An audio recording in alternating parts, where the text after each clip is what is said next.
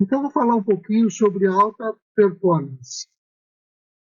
O que é alta performance à luz do puro yoga, à luz do Shuddha Yoga, que eu chamo de Shalada Yoga? Bom, é o resultado de afinar a mente e o coração na execução da ação, né? No caso da escola de música, estava falando para pianistas de alta performance, né? No caso dele, seria dominar a técnica, né? E faz com que a gente liberte a mente do medo, do ego, da ânsia por perfeição. Por quê?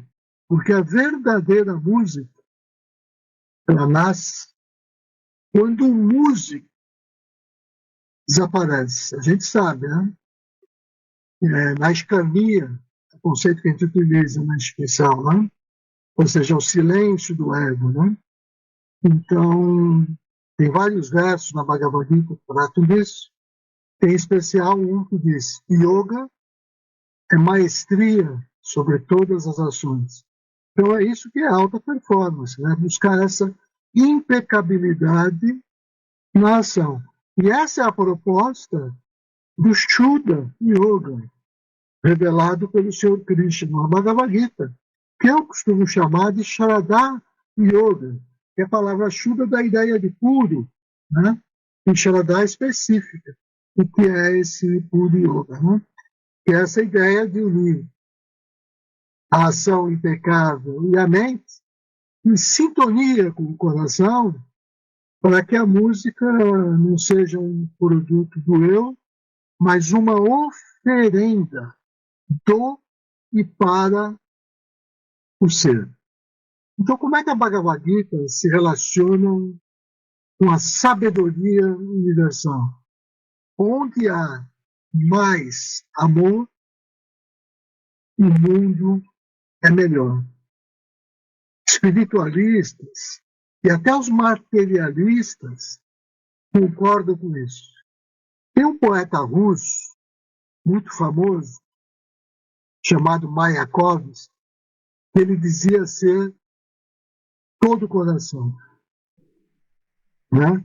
Então, essa ideia do coração é isso que é o diapasão, a bússola para o entendimento da maestria sobre as ações, para o entendimento da meditação, como a gente vai ver daqui a pouco, e da alta performance. Nós sabemos que a mente segue métodos e metodologias. O coração não. O coração apenas busca o seu ritmo e procura se harmonizar para evoluir, sem perder a cadência nem o compasso. A mente, ela se filia a distintas correntes religiosas, filosóficas, políticas. O coração não. O coração não tem corrente, porque não sabe viver acorrentado. Essa é a praxis fundada no amor impessoal, que é já sinônimo de meditação. Essa que é a praxis simples, né? É uma espécie, quando a gente dizia meditação, é o dia todo. Eu começo a meditar quando de manhã eu acordo e ainda de olhos fechados eu faço, ou antes ou depois da minha higiene, né? O nosso encontro. Om Namah Siddharama Vishnu Yodhya Shubhamastu Sarva Janatu. Veja, o foco é interessante. Tem dois tipos de foco. Eu não tenho oportunidade de falar disso. O foco, como se entende, por exemplo, no Mindfulness, que eu vejo como um foco secundário, e o foco, como a gente entende, dentro desse contexto da revelação do Shuddha Yoga pelo Senhor Krishna, que é o foco absoluto. Ou seja, o foco de fato não é foco no objeto. Eu não estou focado simplesmente nisso ou naquilo. O foco é no sujeito, é no coração. Quando o foco é no coração, no fogo que arde do coração, né, esse foco se dá entre as sobrancelhas e ele alcança o meu olhar, ele dá brilho para o meu olhar. E para todo lugar onde dirijo o meu olhar, eu dirijo com esse foco.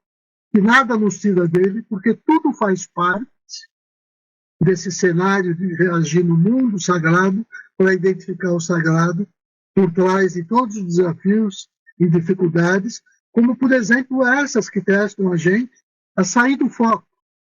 Mas se o foco é o coração, se as rédeas da mente, né, como ensina a Gita Upadesha, a grande metáfora da Bhagavad Gita, né, ela está na mão não do ego que dirige a mente, mas do espírito. Quando esse ego, a alma, ela passa as rédeas da mente para o espírito, tudo isso se redefine porque eu passo a ter esse foco. Então, é por aí, esse foco absoluto que tem a ver com a meditação. A Bhagavad Gita, ela pode, no meu entendimento, deve ser compreendida como uma reflexão canônica sobre a arte e a ciência da contemplação e da meditação, ou dhyana, ou seja, sobre a arte, esse foco absoluto. Isso me traz de volta ao poeta russo que eu tinha mencionado no início. Embora materialista, né? Como todos nós, também tem coração. Independente da sua ideologia, independente da sua religião, independente do seu entendimento de tudo, quando ele se afasta daquele coração mais apaixonado e se aproxima do sagrado coração, tem esses dois corações. Né? O que é que são esses dois corações? Olha, o Vicente Celestino gravou uma música chamada Coração Materno, que o Caetano Veloso regrava, e isso dá para a gente esse sentido de falar dos dois corações. Na música Coração Materno, né, disse o Camponio a sua amada, não vou lembrar a letra, mas a amada pede para ele: se você me ama mesmo, vai até a tua mãe, arranca do peito dela o coração e traz para mim. Então esse rapaz apaixonado, cego pela paixão e não pelo amor verdadeiro, né, arranca da mãe o coração, e a mãe, com um amor verdadeiro, oferece para o filho esse coração que ele deseja, para que ele leve para a sua amada. Né? Então esse rapaz ainda apaixonado, né, que é capaz de fazer qualquer barbaridade, ele está como isso que a gente diz que é o coração apaixonado. Né? É por isso que a justiça é cega, a gente tem que fechar os olhos para as paixões, né? Porque a gente diz que tem que ser racional, mas não. Existe um outro coração, que é o sagrado coração, que é o objeto das práticas de meditação. Então, quem faz meditação, faz para encontrar esse coração. Quem não sabe o que é meditação, tem que acreditar que bom senso e ser racional e ter assim, equilíbrio mental é o máximo que a gente pode acreditar. Não, a meditação está para muito além do que a mente, né? Essa coisa sem controle. E só quando ela se regula pelas leis do coração, ela não serve. Né? Antes disso, ela é a nossa maior inimiga. Só depois que se torna a maior amiga. Pela meditação, né? Ou seja, pelo controle do coração, é que a mente se disciplina, se harmoniza. Né? Então, voltando lá para o Mayakovsky, como também tem um coração batendo no peito, coração como metáfora do espírito, do alento vital, né? Dessa relação com o prana, com o pranayama, com a respiração, né? Ele fez esse versinho. que para mim são riquíssimos. Né? Vou fazer só uma pequena parte, tá? Porque eu não sei. Nos demais, todo mundo sabe. O coração tem moradia certa. Fica bem aqui, no meio do peito. Mas comigo, a anatomia ficou louca. Sou todo o coração. Em todas as partes, ele palpita. Então, nasce aí essa coisa de que uma coisa que é mindfulness, que é essa meditação quase que sem coração, porque é sem o espírito, né? Sem o Atma, no máximo é com o anátema, né? É uma prática muito rica, mas é aí que a prática, vamos dizer assim, da Bhagavad Gita ou do Shuddha Dharma se diferencia dessa prática de origem budista, né? É aí, nessa relação entre mente e coração. Não vou dizer que o budismo não tem coração, não. Pelo contrário, tem muito. Tanto que existe o Sutra, o Lótus do Coração, né? Então, a doutrina do coração. Então, a espiritualidade está presente onde se fala do coração, no Sagrado Coração de Jesus, Sagrado Coração de Maria, a doutrina do coração do Senhor Buda, por aí vai.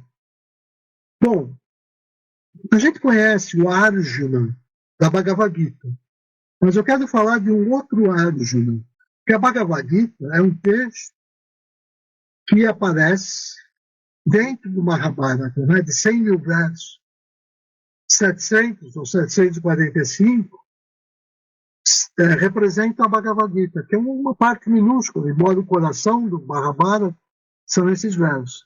Mas lá Arjuna, quando já se mostrava assim, dotado de coração e da busca do melhor da vida, né? Ainda na juventude, como príncipe, herdeiro do trono, e sendo formado pelo seu mestre, Dronacharya, assim como todos os seus irmãos primos, né? Eles vão fazer um teste do foco, porque é o foco que faz do arqueiro, do arco e da flecha, o arqueiro exímio. Então, lá na fábula do Mahabharata, tem essa figura, que é muito interessante. O Dronacharya, ele vai testar esses seus discípulos com um pássaro de madeira. Ele põe bem longe numa árvore. E aí ele pergunta para todos os seus discípulos, né? Dronacharya é uma espécie de professor, de instrutor, mas é também um mestre espiritual lá dos meninos, né? Então ele diz para que eles peguem o arco, a flecha, e mirem no pássaro. Aí quando eles estão mirando, não lance o arco, pássaro de madeira, né? Aí chama um por um e pergunta, eu quero que você me diga, o que é que você está vendo? Aí um responde, eu estou vendo tudo que você vê no cenário, né? Eu vejo lá no fundo, tem uma árvore, no meio de muitas árvores, lá naquele galho está o pássaro. Aí ele fala, para, o próximo. Eu vejo os galhos e o pássaro, para, o próximo. Eu vejo o pássaro, o céu, para, o próximo. Aí ele chama Arjuna, o que é que você vê? E o Arjuna responde, eu vejo apenas o olho do pássaro. Aí ele diz, então, solta a tua flecha. E, obviamente, com 100% de precisão, a flecha toca no olho do pássaro de madeira. Né? Então, falando aqui do foco, que a gente começou a falar agora há pouco, né? O foco absoluto, essa ideia de meditação o tempo todo, é eliminar todas as distrações e mirar apenas no essencial. Mas não é que o meu foco, objeto, é o olho do pássaro, não. O foco é o meu coração. Né? Quando olha para o pássaro, vê aquilo que o meu foco determina que precisa ser visto. Se você quer, de fato, alcançar essa alta performance, né? Como é que se alcança a excelência nisso? Eu dizia, segundo os critérios desse Shuddha Yoga da Bhagavad Gita, desse Pura Yoga, desse Shavada Yoga, né? Você, durante a tua execução, você não pode ver o público. Você não pode, nessa hora da apresentação, ouvir os seus erros do passado, os seus traumas. Você não pode se preocupar com aquela nota difícil que daqui a pouco vai vir e que você às vezes tem dificuldade em lidar com ela. Não, você vê apenas o som presente. Você escuta a música e não o ruído externo, né? Então, é como Arjuna, é esse foco sem dispersão, consciência sem o movimento do ego. É isso que é o Shuddha Yoga, no seu aspecto universalista, que vai tratar da arte, da ciência, da meditação, e às vezes a gente fala meditação o dia todo. Porque meditação o dia todo quer dizer alta performance, agir com o coração de forma amorosa o dia todo, o tempo todo, né? Isso acontece, a gente percebe, quando você olha para a pessoa e ela tem um brilho no olhar, né? Olha só, o único sentido que toca o outro, de fato, e é percebido pelo outro, é a visão. Então, o brilho do nosso olhar toca o coração do outro. Então, é isso que é o Shuddha Yoga. E é isso que os grandes mestres do Shuddha Dharma, e aqueles que se destacam, né? Que a gente tem saudades deles, tem saudades do brilho do olhar que revela o fogo do Atma do coração, que sobe pela Kundalini, alcança o Ajna Chakra, onde é a concentração, e transmite para os olhos o brilho do olhar. Alta performance é atingir o centro da intenção musical, nota por nota, com clareza e entrega. É como se eu dissesse, como eu disse lá para os meus colegas, né, músicos, toque como se só existisse uma nota no universo, aquela que nasce agora, né? Então, quando o nosso ego se dilui no ser, a nossa música se torna mais karmiya, que é esse conceito conhecido para nós, né? Que é a ação sem o desejo, sem a interferência do ego, como pura expressão do infinito em nós, né? Então, como é que a gente começa a chegar nessa compreensão, dessa escuta, dessa realidade sagrada, né? Que se revela em nosso interior?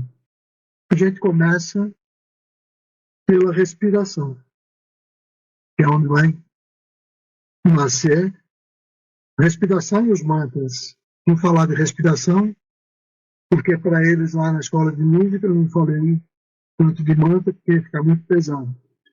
Então, quando eu falo respiração, eu tenho que lembrar, não vai dar tempo de aprofundar aqui agora nessa fala rápida, mas o que é a respiração sagrada? A respiração sagrada é aquela que respira, que imita a respiração cósmica, a própria manifestação cósmica. E o que é a manifestação cósmica, se não a manifestação da Trimurti e das três consortes, né? Ou seja, Brahma, Vishnu e Krishna.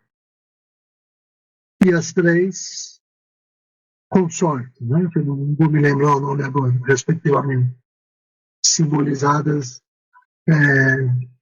em Brahma, Vishnu e Krishna. Esses três momentos de criação, manutenção e reintegração do universo, eles dialogam com a inspiração da energia cósmica, que é Shakti, A gente compartilha da Brahma Shakti na inspiração, processa essa energia que nos penetra e compenetra, e quando devolve ao mundo, a gente devolve isso que nos faz humanos, né? Que é a energia, não mais como chá, mas aí o termo técnico é Shaladar, que é como a chá se representa na unidade do ser humano. Então, essa ideia de lidar com a chá, a energia cósmica, né? Que a gente recebe e se unifica com o mundo, e devolve para o universo, na forma da nossa ação amorosa e dedicada à divindade, né? Isso aí começa na compreensão da respiração, né? Se a gente lembrar que a palavrinha prana, ela já significa isso. A energia que permeia o universo e os seres vivos. Ou seja, é um dos modos de denominar esse aspecto da Shakti que nos é acessível por esse processo. E a ideia de ayama, né? Regularização, harmonização. Então é que eu começo a entender o segredo da respiração, que já não é respiração, é o que a gente chama, o que vai chamar no Shuddha Yoga de Shuddha Pranayama. Né? Então agora, como é que nasce a nossa compreensão da respiração vai fundar a ideia de meditação? Né? Onde é que nasce a arte e a ciência da meditação? Vou fazer uma experiência, né? O que acontece quando eu fecho os olhos? Como todas as formas de meditação, geralmente pede isso, né? Presta atenção na tua respiração. Só isso. Quando a pessoa está iniciando, não conhece nem os conceitos, presta atenção na respiração. Teu pensamento vai, você volta, você começa a ficar preocupado com muita coisa. Não estou conseguindo, isso me incomoda, estou sentindo dor aqui. Né? Não importa. O que quer dizer presta atenção na tua respiração? Quer dizer o seguinte: você vai se dar conta nesse momento de uma outra coisa que se dá ao mesmo tempo enquanto você presta atenção na respiração. Nas duas vozes que nós trazemos dentro de nós. Não é essa que está o tempo todo se manifestando, pensando e produzindo tudo isso, e aquela outra que testemunha, né, que no máximo pergunta de uma maneira silenciosa o que é isso, né? O que é isso? Tem a seguinte metáfora no Rei de Deus: dois pássaros habitam na mesma árvore. Um se alimenta dos frutos e o outro observa em silêncio. Com a árvore é o corpo humano, os dois pássaros são essas duas vozes. E a Gita Upadesha nada mais é que uma representação disso. Aí, no caso, no lugar da árvore você tem a quadriga, e no lugar das duas vozes você tem o representante do humano, que é Nara, que é Arjuna, e o representante do divino, do sagrado, que é Krishna, que é Narayana. Né? Quando eu digo Om Namo Narayana, estou iniciando esse processo, essa ideia de meditação, onde o humano se unifica e se rende ao divino. Né? Então, por isso que eu associo o mantra Om Namo Narayana ao mantra da Bhagavad Gita. É um mantra que, de alguma maneira, representa a própria Bhagavad Gita. E eu quero começar a caminhar dessa ideia da meditação que a gente faz, às vezes, no nível mental, para essa outra que toca o coração, que a gente está falando aqui agora.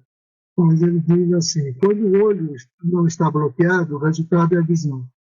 Quando a mente não está bloqueada, o resultado é a sabedoria.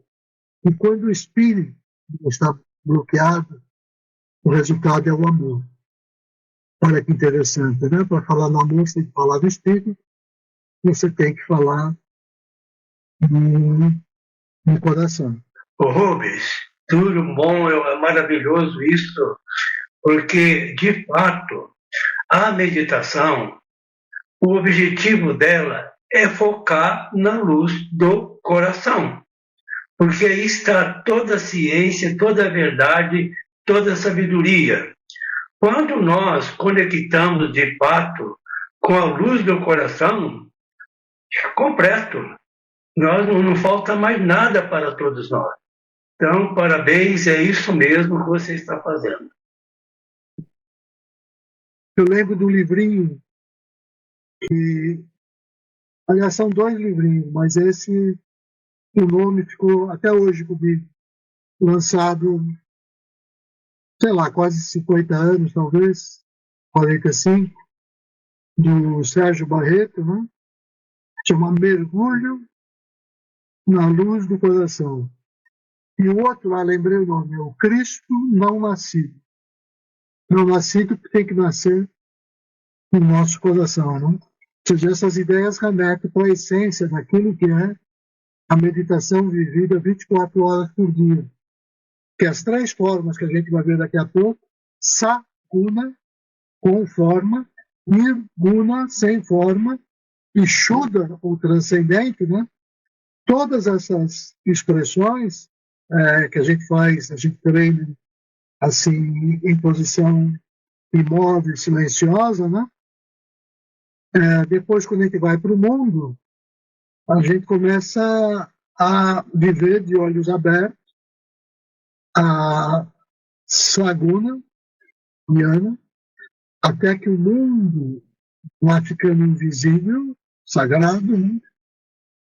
E a gente vive uma mergulho de ano e só. Depois disso, não posso saber porque não tem nada que vá além disso.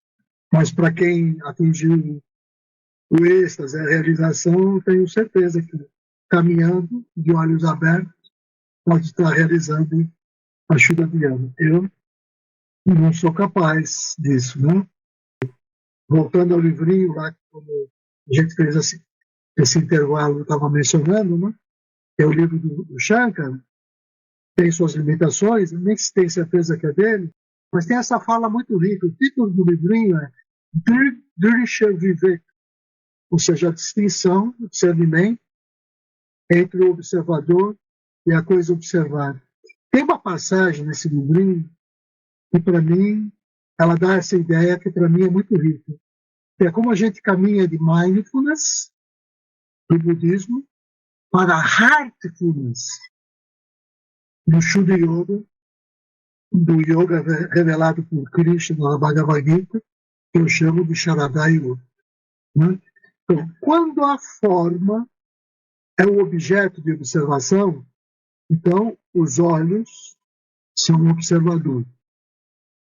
Quando os olhos são objeto de observação, então a minha mente é o observador. E quando as modulações mentais, os vritis, né? É lá que o Patanjali vai dizer Chitta Vritti Nirodha, né? Quando eu quero parar essas modulações. Né? Quando eu estou prestando atenção nelas, então o observador é saxo, a testemunha, né? E é aí que, de fato, começa a nascer a meditação. Isso me leva agora a falar dessa coisa que une a meditação de olhos abertos com a meditação de olhos fechados. E que eu tomo a liberdade de chamar o Dhyana Mantra Hamsa. Isso é saudado nas práticas, inclusive do Shuddha Yoga, com a seguinte expressão, né? Om Hansa Soham Yogeshwarim Rim Swaha. Om Hansa Soham. Om eu sou o eu sou. Eu sou ele. Eu sou você. Ou seja, o eu é quando o eu individual se dá conta do Atma com quem ele quer se unificar, né? Então, quando você diz isso, você está se lembrando disso, você saúda essa expressão também enquanto graça que você alcança pela Shakti, né? Então, Om Hansa Soham, Om Hansa Soham, Yogi Shorim, Rin Soham. Yogi Shorim é uma saudação, Rin Soham quer dizer saudações, rendição à Nossa Senhora do Yoga, ou seja, Sri Yoga Devi. Então, essa saudação que eu estou fazendo nesse mantra, né, ele saúda não, ele se refere ao Dhyana Mantra Hansa. Então, o que é o Dhyana Mantra Hansa? Hansa é uma metáfora riquíssima dentro da literatura sagrada, né? Tem várias conotações. Primeiro, o nome de um grande místico iniciado, que tem alguns dons, costuma ser Hansa. Hansa é esse ser fantástico, né? Essa espécie de ter acesso à biblioteca cósmica e que o leite misturado com a água, ele bebe só o leite, ele separa o leite da água, né? Essa é a característica do pássaro sagrado indiano, Hansa, que é uma espécie de cisne. Hansa. Então, enquanto função na hierarquia espiritual é um pouco parecido, né? Você tem essa função de rearranjar a sabedoria universal em novos textos sagrados, a partir daquilo que você encontra nas bibliotecas, e pinça os diamantes para montar a coisa que tem que ser reapresentada de tempo em tempo em uma nova linguagem. Né? Isso é uma função de um Hans, dentro desse entendimento da hierarquia. Agora, o que é?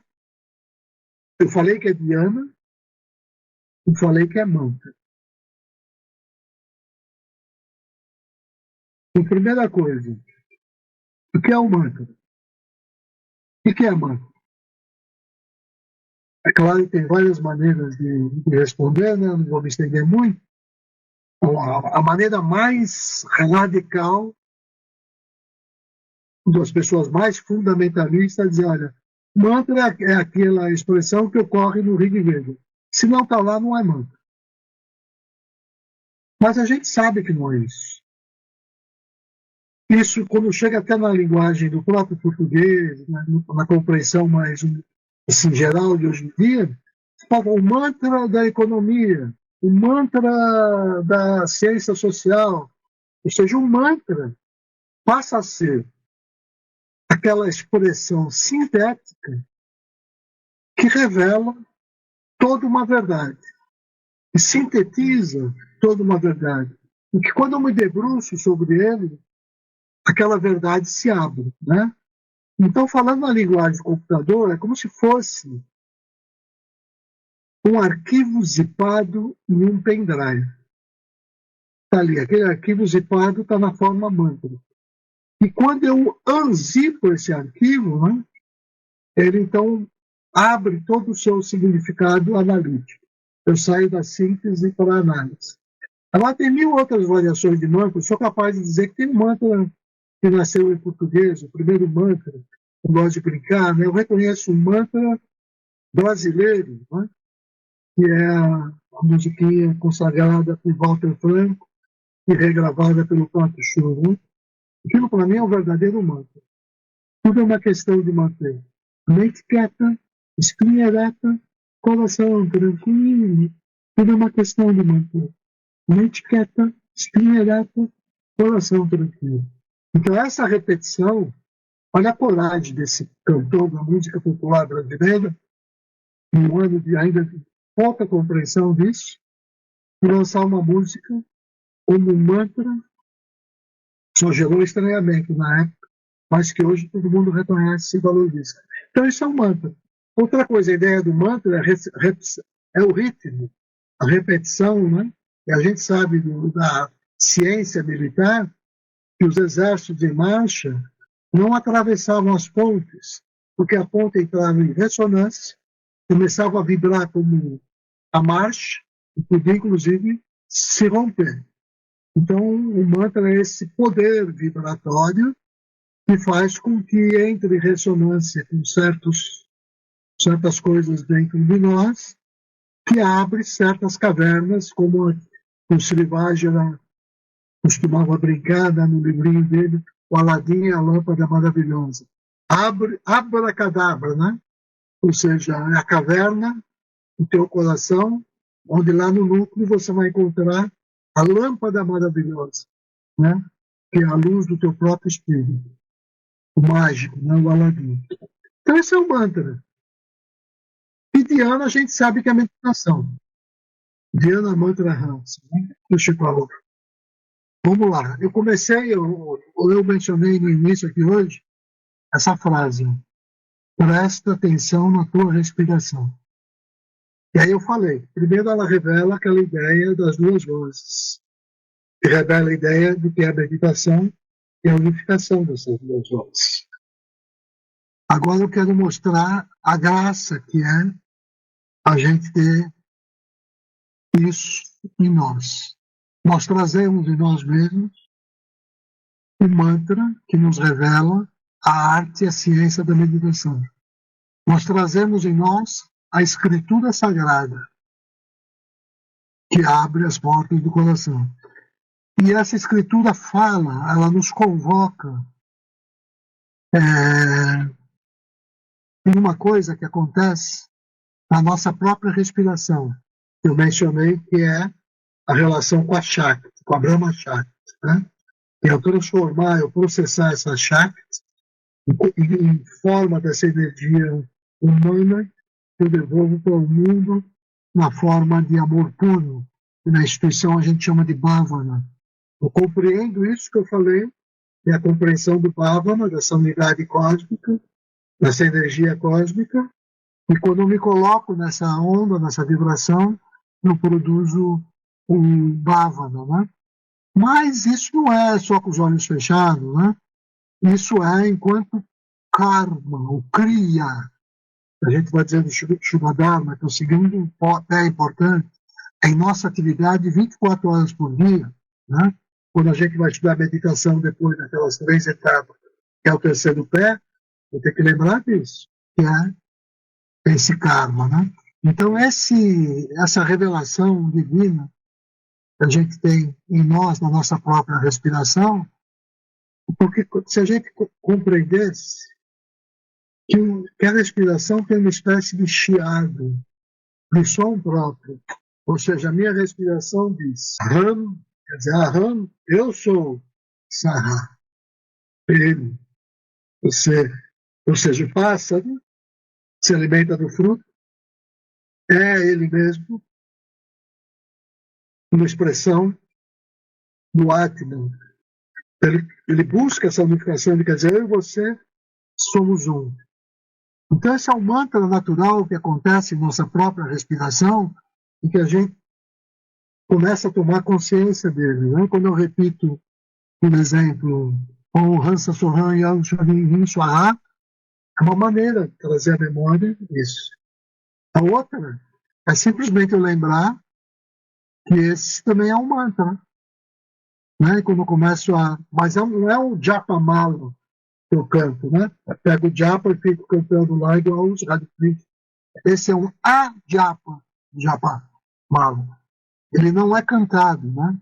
Você não precisa cantar nada, porque ele já acontece de maneira silenciosa no teu ser. É a tua própria respiração representando essa espécie de mantra, né? Então, quando eu foco nisso, eu começo a entender essa dimensão dessa palavrinha, que eu já falei um pouco sobre ela, que me remete à ideia tanto de mantra, como de meditação e de unificação. Então, essa ideia que vai ocorrer lá nas Upanishads remete de novo ao que nós conhecemos como a Gita Upadesha da Bhagavad Gita, que fala na unificação de Arjuna com Krishna. Né? Onde é que o Shuddha Yoga se diferencia do Vedanta? Porque ele fala da Shakti, ele fala da Mãe Divina, que é uma expressão que a gente fala da Shakti, uma espécie de compreensão tântrica, num sentido diferente do que se entende por Tantra. Né? É uma ideia que remete a essa energia que a gente carrega em nós, né? E, então, que a gente escuta, quando a gente se enche de prana, quando a gente presta atenção no coração, e a ideia que eu mencionei o Tantra, porque vem dessas experiências tântricas, a compreensão dos 7 chakras e de como a Kundalini funciona e como essa luz do coração, quando a gente pensa nela alcançando o Agna Chakra, né? Eu disse que ela ilumina os nossos olhos, né? A ideia que faz com que eu tenha isso é a respiração. Inspiro paz, inspiro amor, né? Meu olhar se torna luminoso porque irradia essa compreensão da luz do coração, da unificação com o Atma, né? Que se dá por esse mantra, Hamsa. O Hamsa me lembra disso. Então, quando eu estou Hamsa, eu estou dizendo o tempo todo: eu sou luz, eu sou glória, eu sou uma expressão de Deus, eu e o sagrado somos um. Então, essas são expressões do Dhyana Mantra Hamsa. É isso que a gente escuta do silêncio da madrugada quando a gente ouve a respiração. Alguém, lá fora. Né? É a morada da consciência. Ainda tem uma outra coisa. Respiração, que a gente começa a compreender o pranayama inicial do Shuddha-dharma, ele segue o movimento 1-4-1. Né?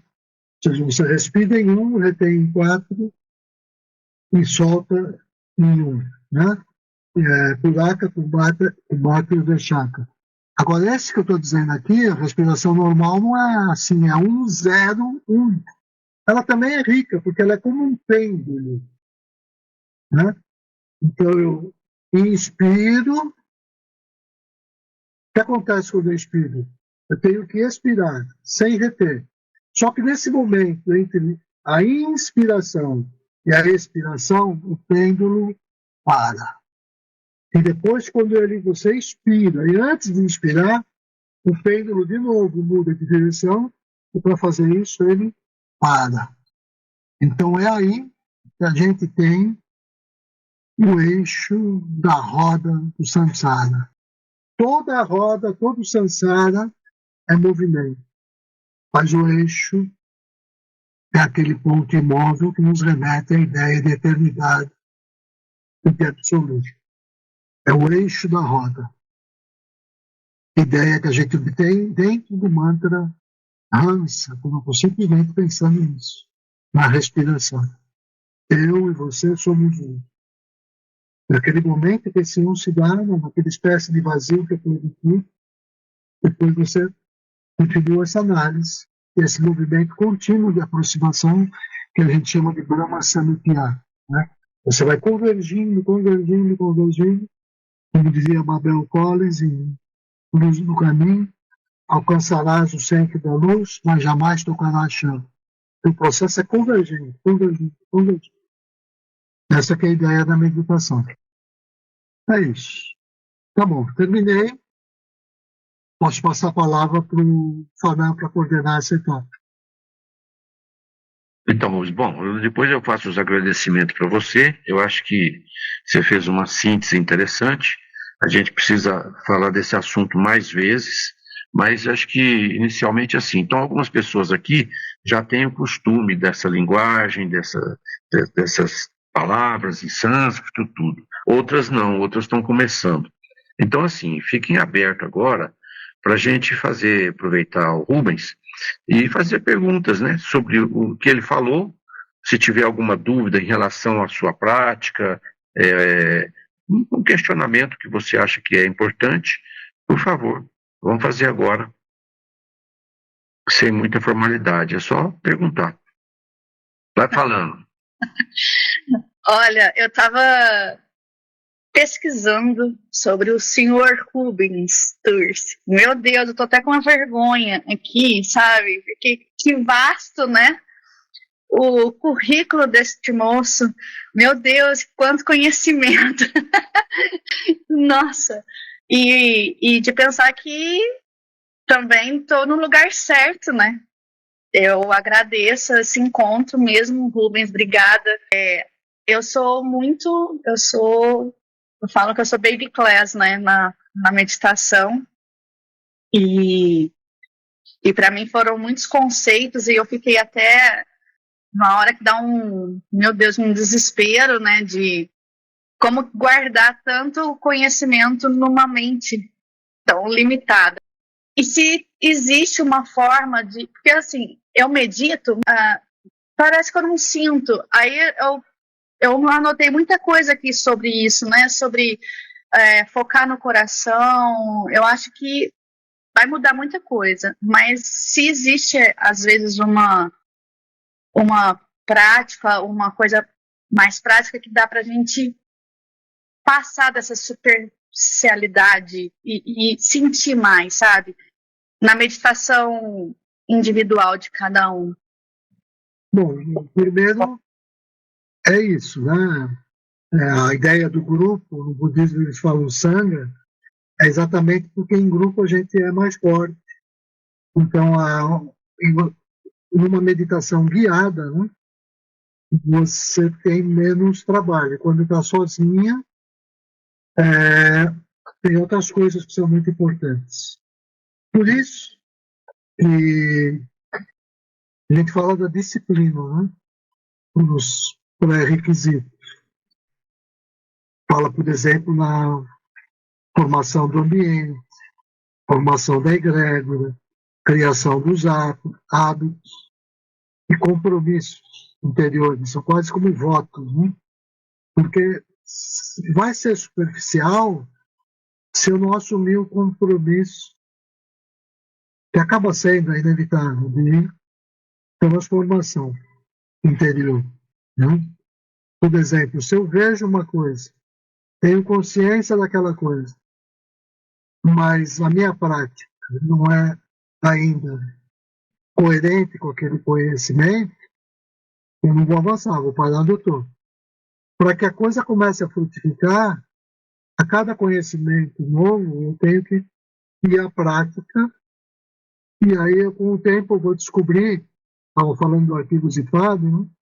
Eu não me preocupo com a minha mente eu não tenho memória, eu tenho 1000 problemas assim, não lembro nem tomar o remédio no dia a dia, que é parte da minha própria configuração biológica. Mas eu tenho coração.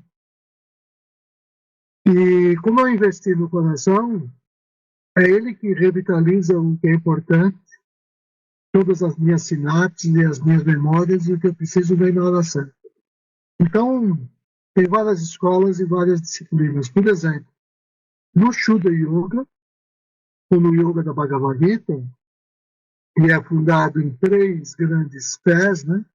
Você fala Bhavana, Kriya e Dhyana, ele se assenta numa disciplina quíntupla que leva a isso. Né? Você pode falar em 5 modos de pensar, que são 5 tintas, mas é mais do que isso.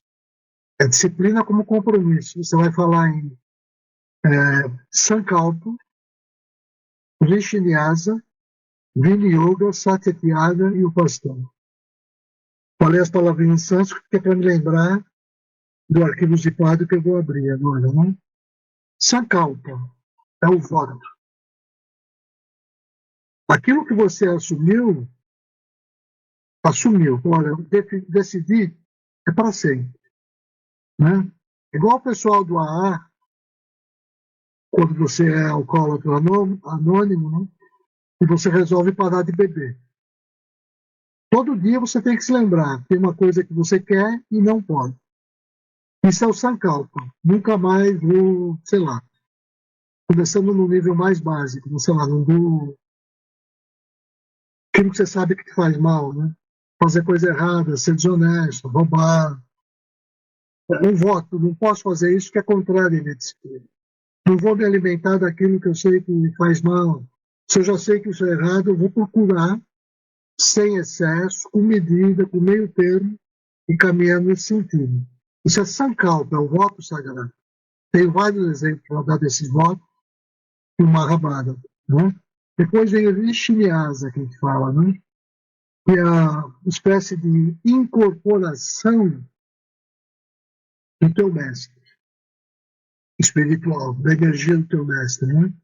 E quando o teu mestre, quase como se incorporasse mesmo, que a energia dele te preenche e se manifesta no teu olhar, de tal modo que as pessoas olhem para você, como já aconteceu isso para mim, olhando para uma pessoa, eu vi ali a manifestação do mestre dessa pessoa, falando pela boca dessa pessoa. A gente chama de Vishnyasa, quando eu faço essa decisão de ouvir, escutar o meu mestre e deixar ele se manifestar na minha vida. É o que a gente faz em Saguna Dhyana, essa experiência. Saguna Dhyana quer dizer a meditação no mestre exterior. O senhor Eurípides depois pode dar uma aula de Saguna Dhyana. Então isso é Vishnyasa. Depois vem Vini Yoga. Esse é o mais importante para a vida disciplina. E não consegui.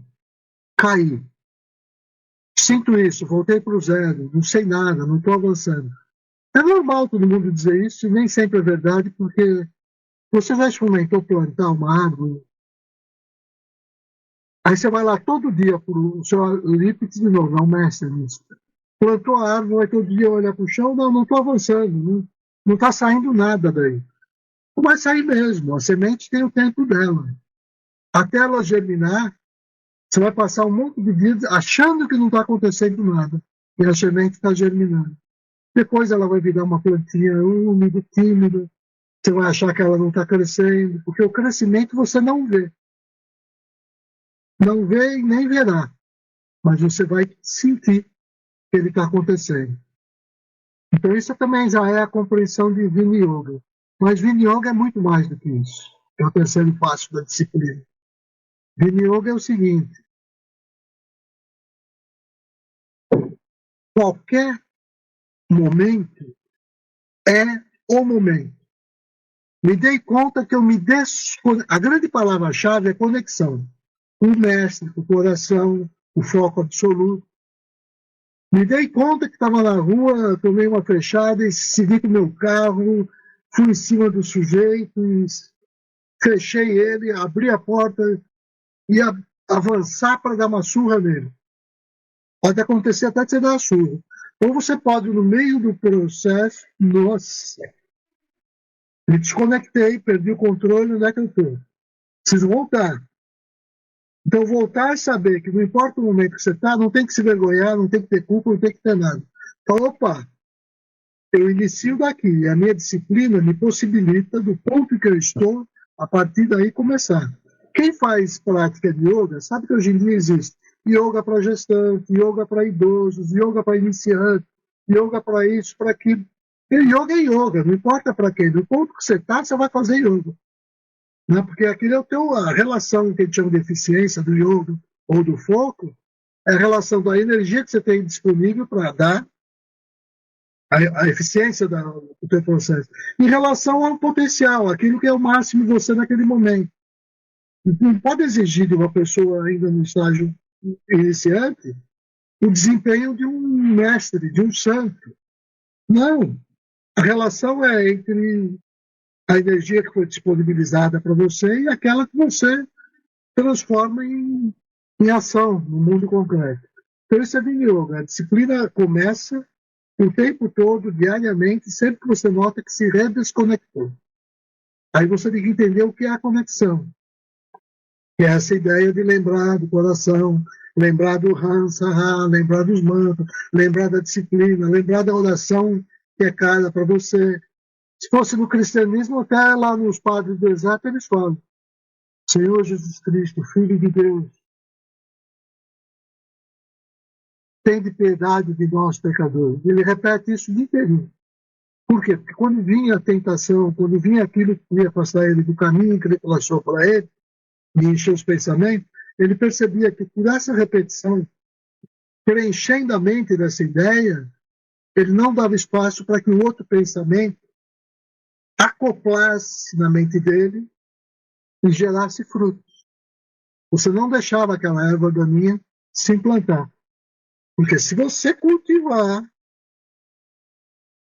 aí você adquire um vício que vai ficando cada vez mais difícil você se eliminar dele. Então, a Vini Yoga é o terceiro ponto. Falou Sankalpa, Vishnyasa, Sankalpa, o voto, Vishnyasa, que é a relação com o mestre, Vini Yoga, que é começar de onde está, Satyatyaga, que é a entrega à divindade, e o Pastana, que é o estado de graça, se colocar no mundo para todos nesse estado. Como é que eu construo isso na minha casa? Eu tenho que lembrar que a minha casa é o templo. Ela tem que ser arrumada como um templo para me lembrar da minha prática em todas as coisas. Nos objetos que decoram. A cozinha é onde arde o fogo do coração. É ali que você cozinha, né, os alimentos. E, na verdade, o que é alimento? É tudo que chega pelos 5 sentidos. Então, quando eu purifico o meu alimento, eu me aproximo do coração. Eu tenho que purificar o meu olhar, ou seja, daquilo que o meu olhar se alimenta, do que o meu ouvido se alimenta. Mas isso não é absoluto, não é fazer isso é certo, aquilo é errado. É a tua consciência que vai indicar para o estágio que você está, aquilo que você tem a abrir mão e aquilo que você não precisa abrir mão. Nada vale para todo mundo, absolutamente. Tudo aí é um caso particular. Então, é assim que a gente cria a egrégora na nossa casa e cria um ambiente que vai me dar o hábito. Ou seja, quando eu acordar de manhã, se eu olhar para o altarzinho que eu pus ali em algum lugar, opa, esqueci de fazer minha prática. Está na hora, tem que fazer, até virar isso um hábito. Ou vai chegar o dia que você vai falar, não preciso fazer essa prática específica. Eu já estou na prática. Eu estou nesse exercício de experimentar, eu estou conectado com o coração. Então é sair no mundo agindo pelo bem do mundo. Eu exagerei, foi muito tempo, mas a tua resposta, a tua pergunta é básica, universal, é a dúvida de todo mundo. Oi, tudo bem, Ana? Bíola. A Bíblia. A respeito da respiração consciente, a gente vê que ela é uma conexão com a divindade, né, com o sagrado. E a minha pergunta essa respiração consciente controlada, ela tem um impacto, inclusive, na remoção de bloqueios emocionais. E ela pode ser atuada como uma ferramenta poderosa, né, para promover calma, equilíbrio e acessar, inclusive, os padrões comportamentais que a gente traz no automático, né? Existe algum comando associado à respiração consciente para que a gente possa deixar esse vazio, né? Nesse estado de nada, né? Nesse estado para que a gente possa então fazer um comando associado à respiração para poder entrar nesse lugar de desbloqueio, tipo, respira, transforma, né? Fazer um comando, integra. Tem alguma ferramenta que a gente acessa esse lugar? Então, a sua pergunta, eu identifico, né, claramente, tem a ver com as abordagens mais modernas da neurociência, né? Essa parte técnica, funcional, né? Questão emocional, tudo isso aí é o entendimento dessa prática com essa função utilitária, né? Que é importante, porque caracteriza o que a gente chama de mindfulness. Agora, quando eu tenho essas dificuldades que você está dizendo, O próprio Kappa-Zinn, que elaborou o Mindfulness depois das críticas que ele sofreu, né? E a técnica estava se banalizando, virando alguma coisa para adestramento do ambiente corporativo, por exemplo, para obter executivos dóceis, né, e submissos. Não é o objetivo da meditação e nem de mindfulness, que leva à autonomia. O que é que você junta a essa ideia? Basta, segundo o budismo, os protocolos da compaixão, o que eles vão chamar de kindfulness, né? Então, quando eu falo dos protocolos da compaixão, é aquilo que eu lembrei aqui sempre. A fonte é o amor que brota do coração. E assim, de maneira mais técnica, né, quando você pergunta o que eu faço tecnicamente para ter esse procedimento, aí tem que ter um certo cuidado, assim, para mim, né? Porque não é técnica aqui nesse sentido mais. É alguma coisa que tem que surgir. Quando eu faço desse exercício para controle mental, por exemplo, enquanto técnica, eu estou tentando fazer uma coisa que está desconectada do coração. E o que eu busco aqui é conexão com o coração. Então, tudo que eu vier, se não estiver conectado ao coração, o que faz a gente ter a ilusão de estar conectado ao coração, é um estágio preliminar e que, nesse caso que está discutindo aqui, não é mais relevante nem importante. Ele é, por exemplo, o que a gente alcança em estado de hipnose ou de auto-hipnose. É quase que um estado de ilusão. E você tem aquela técnica, você obtém aquela harmonização, você obtém aquela solução aparente do teu trauma da infância, seja lá o que for, mas a solução não é verdadeira porque a purificação não, nessa corrente que está discutindo aqui, não vem do coração. Né? Então, não se trata de técnica, ela pode ser utilitarista, ela pode ser manipulada por pessoas de pouco escrúpulo quando elas prescrevem essas técnicas que depois dão a elas, inclusive, e vê-se muitos gurus, né? Dão a elas poder sobre aquelas pessoas que acabam perdendo a capacidade, inclusive, de gerir a sua própria vida e seus próprios recursos. Então, enquanto técnica, tem algumas básicas, que a disciplina orienta. No caso do Ashtanga Yoga, a gente chama de Yama e Niyama, ou seja, as prescrições e as restrições têm sempre um caráter de natureza moral e ética, mas isso é genérico, a gente pode ir construindo, em cada instituição é uma, né? Mas nenhuma delas tem um valor absoluto.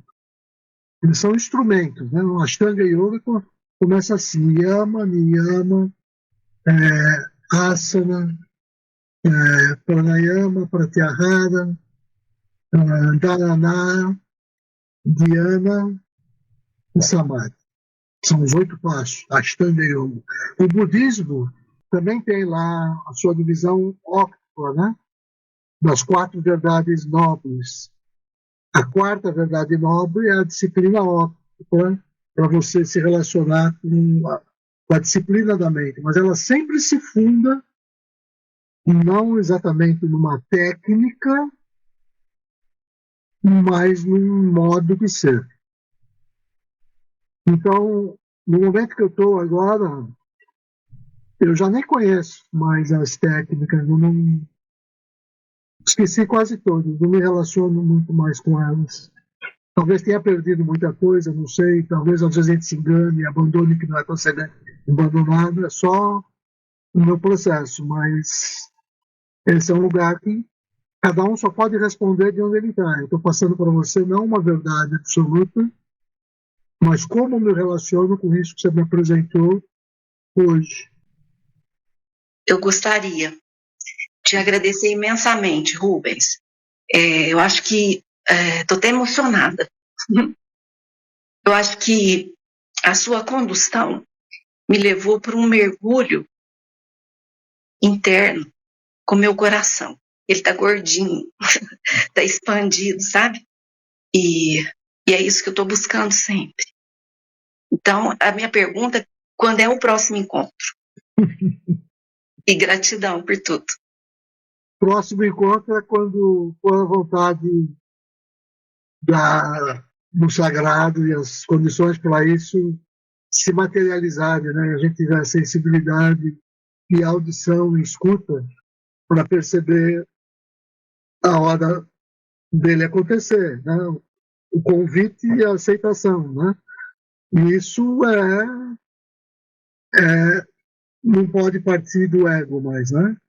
Ele tem que partir do nosso caminho, da nossa jornada, do momento que ele está vivendo, de como isso se casa ou não, ou se outras coisas é que vão surgir e suprir o que nesse momento de agora pareceria ser esse próximo encontro, e de repente seria uma outra coisa. Isso aí é um fluxo, deixa fluir. A gente entrou no fluxo, igual a Mirklin, quando decidiu que ele ia alcançar um tal lugar lá com o barquinho dele, né? Ele não sabia traçar ele mesmo toda a rota, mas ele sabia que tinha que procurar aquelas correntes, e naquele momento iam direcioná-lo para aquele lugar. Não precisava ficar remando, né? É só saber que na hora certa tem uma tal corrente, tal lugar, você entra nela e ela te leva. Se esse próximo encontro for, em algum momento, uma dessas correntes que faz com que todos nós, enquanto grupo e indivíduo, a gente avancemos, ele vai acontecer. Mas não se sabe, nem é necessário. Deixa Fluir. aí, tem uma coisa riquíssima, né, acontecendo aí. Deixa isso dirigir e as coisas vão surgir daí. Tá bem, irmão. Gratidão, viu? Sim. Eu vou precisar sair, eu peço licença, tá bom? Lia, o Rubens é uma dessas correntes aí. A gente só precisa pôr o nosso barquinho na corrente aí para dar certo. Isso eu senti, com certeza. Eu naveguei bem legal aí na condução dele. Eu acho que, assim, é difícil, né, a gente sintetizar, falar rapidamente, mas para mim foi muito bom, foi um mergulho mesmo, nada que fique tanto aqui na mente, né, bem internalizado, bem do coração mesmo. E eu estou nessa busca, sim, é isso que eu quero, viu? Que bom, a gente se encontra mais. A gente se encontra. Gratidão a todos, gratidão, Rubens. Namastê. Bom, gente, então acho que a gente pode caminhar para o encerramento, né? E agradecer o Rubens, né? A paciência, a tolerância aí. Eu sei que ele teve que lidar com outro computador diferente do dele aí, né? E agradecer a presença de vocês e de nós aqui de Franca, para a gente organizar aí mais para frente um pouquinho o nosso encontro, um encontro presencial. Quem sabe o Rubens vem também presencialmente e a gente vai organizando, né? E agradecer o Rubens imensamente aí por se dispor. Desde ontem a gente está falando, ele está se organizando aí durante a semana, teve esse imprevisto aí com o computador, espero que dê tudo certo. Enfim, agradecer o senhor Ips aí, o Davi, todo mundo, né? Essa oportunidade, nada é por acaso. Você quer falar alguma coisa mais, Rubens? Não, eu também agradecer, né, a oportunidade da troca, né? O ser é interser, né? O ser só se dá na relação com o outro. Quando a gente estabelece um diálogo, procura estabelecer que é de coração a coração, né? No meu caso, eu posso dizer que a troca eu ganho mais do que eu ofereci, acho. Ela me enriquece também. Muito bom. Então, depois você disponibiliza essa gravação para a gente, e o videozinho que você quer passar, eu ponho no grupo. Alguém mais quiser assistir, tudo, a gente vai se falando. E só para a gente coloca então a atenção no nosso coração, né? E eleva toda a nossa energia vital, né? Todo o nosso ser aos mestres, agradecendo essa oportunidade desse encontro, dessa frequência que nós estamos habitando juntos, e que possamos, então, ser essa semente, né? Que devagar, no silêncio, né, ela vai se transformando no ser que nós realmente somos, né, ou que já somos. E que a gente tenha a sabedoria de nunca deixar uma semente morrer semente. Né? Ela tem que trazer os princípios que já tem dentro dela. Então, nossa gratidão aos mestres, a todos vocês, ao Rubens, e que as bênçãos divinas nos acolham e que o amor esteja presente. Obrigado, gente.